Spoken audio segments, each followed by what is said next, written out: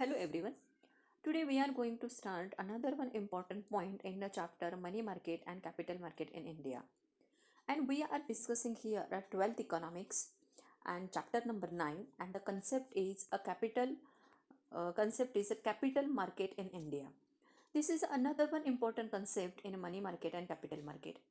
Capital market is a market for a long-term fund, both equity and debt rise within and outside of the country. This is a part of Indian financial system, and the financial system of India refers to system of borrowing, lending of fund, or the demand for and the supply of fund of all individual, institutional, companies, of the government, and this financial system is a money market system. So fund, that money market and capital market, even the system which refers to borrowing and lending for of fund to the demand for supply of fund, consists in a two part: the Indian money market and Indian capital market. So Indian money market is the market which has short term loan fund are borrowing and lend. Means Indian money market is the market in which a short term fund are borrowing and lend, and in a capital market in India on the other hand is the market for a medium term and the long term fund. आपण भारतीय भांडवल बाजार किंवा भारतातील भांडवल बाजार या आणखीन एका संकल्पनेविषयीची आपण माहिती घेत आहोत. यामध्ये आपण भारतातल्या नाणे बाजार आणि भांडवल बाजारामध्ये बघितलेलं आहे की Indian money market into organised sector आणि अनऑर्गनायझड सेक्टरमध्ये डिवाइड झालेलं आहे मनी मार्केट. आणि ऑर्गनायझड सेक्टरमध्ये कन्सिस्ट ऑफ कमर्शियल बँक आहे, सेंट्रल बँक आहे, कॉर्पोरेटिव्ह बँक्स आहेत, रूरल बँक्स आहेत, which include private and public sector banks आणि also foreign banks including in organised sector. आणि unorganised sector is consist of indigenous bankers including and non banking financial companies, chit funds, lenders are including in a non-organized sector. So these two the main sub-market in Indian money market, and then another one is a Indian capital market. The Indian capital market is for the capital market is market a long-term capital. It's refer to all facility, institutional arrangement for borrowing and lending, term fund, medium term and long-term fund. And the demand for long-term money capital comes predominantly from private and public manufacturer industries, trading, transport unit, and agriculture to require some fund for long-term process, long-term purpose.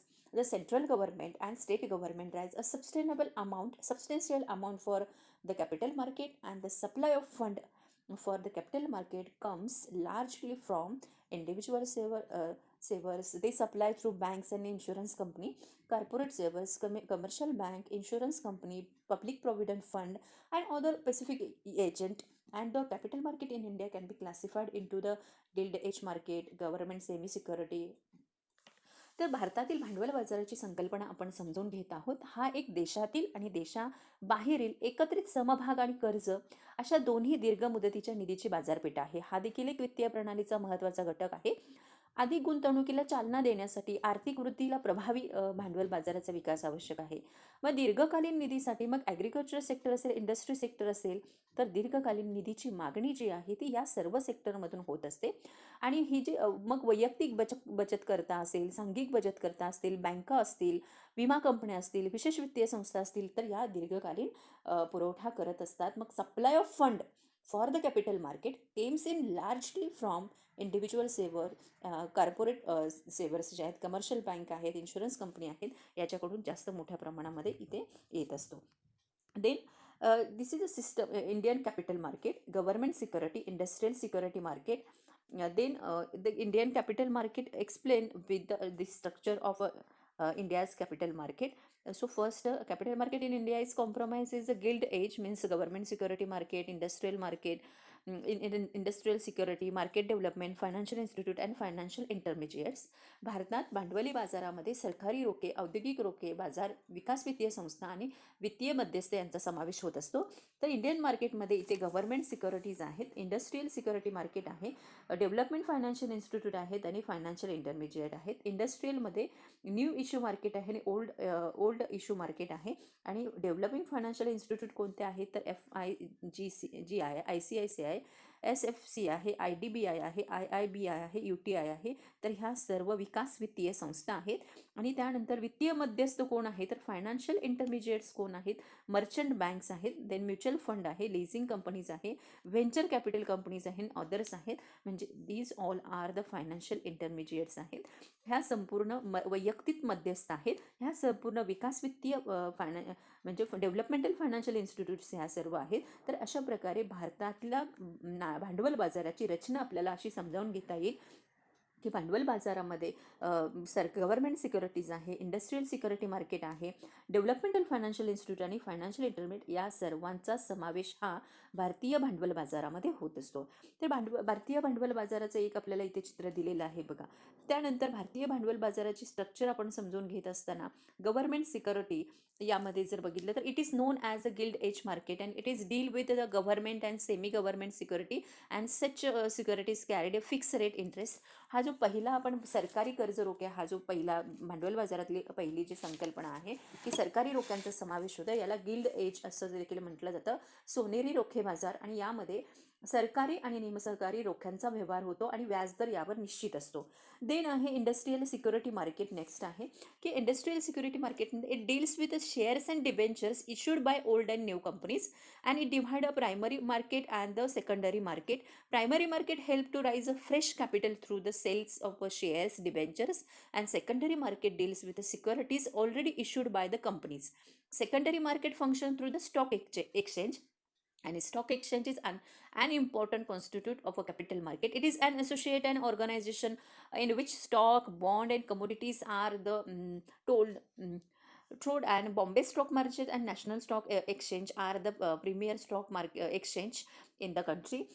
औद्योगिक बाजार किंवा industrial security market हा जुन्या आणि नवीन कंपन्यांना लागू केलेला एक ऋणपत्र आणि भाग शेअर्स यांच्याशी संबंधित आहे. प्राथमिक आणि दुय्यम असा विभागला जातो.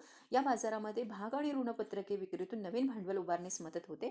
आणि दुय्यम बाजार हा अगोदरच्या ज्या आधीच लागू केलेला ज्या प्रतिभूती व्यवहार आहे, ज्यामध्ये समभाग, बॉन्ड, वस्तू इत्यादीचा व्यापार होतो. वायदे बाजार आपण बघितलेला आहे की वायदे बाजार हा एक माध्यमातून म्हणजे दुय्यम बाजारपेठात वायदे बाजार किंवा स्टॉक एक्सचेंज हा एक महत्त्वाचा वायदे बाजार आहे.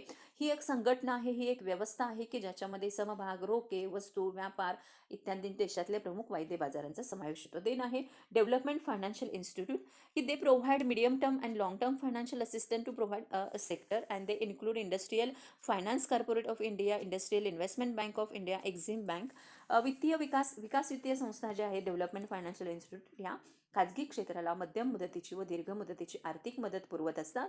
Industrial finance corporation of India आहे, industrial investment bank of India आहे आणि एक्झिम बँक या विकास वित्तीय संस्थांचा समावेश होतो.